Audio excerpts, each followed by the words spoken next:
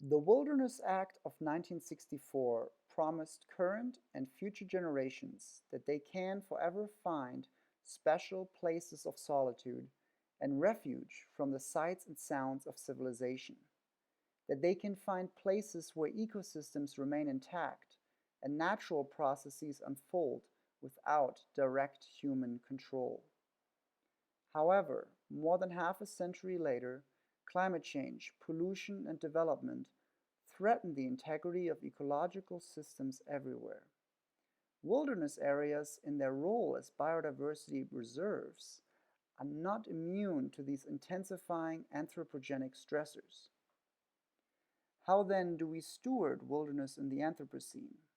How do we preserve biodiversity that is still wild and not dominated by human influences? These are the types of questions that lie at the heart of my MEM project. This summer, I've been working for the U.S. Forest Service to develop a fish and wildlife management strategy for the fossil-rich wilderness, which lies 15 miles east from our campus. In the fossil ridge, forested and alpine ecosystems stretch for many miles of rugged, rarely visited wilderness, providing a haven for fish and wildlife.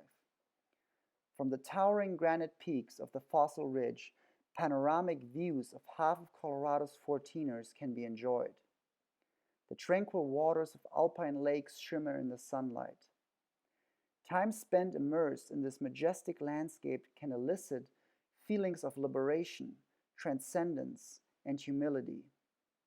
And yet, the fish and wildlife native to this area are increasingly vulnerable to human-caused threats. In coordination with the Forest Service, Colorado Parks and Wildlife, and other stakeholders, my project identifies management objectives, proposes conservation actions, and integrates an adaptive management framework to respond to current threats and prepare for possible future scenarios. The purpose of my project is to inform and empower land managers to make carefully weighted management decisions that respect wilderness and ensure the persistence of species faced with direct or indirect human pressures. With collaborative, thoughtful, and forward-thinking stewardship, it is my most sincere hope that the fossil-rich wilderness will provide a refuge for plants, animals, and humans alike for many years to come. In the Anthropocene, I firmly believe that remaining wilderness areas only become more important.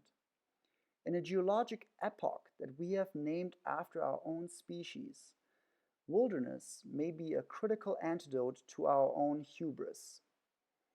Together with Howard Zahniser, the principal architect of the Wilderness Act, I believe that we have a profound, fundamental need for areas of the earth where we stand without our mechanisms that make us immediate masters over our environment.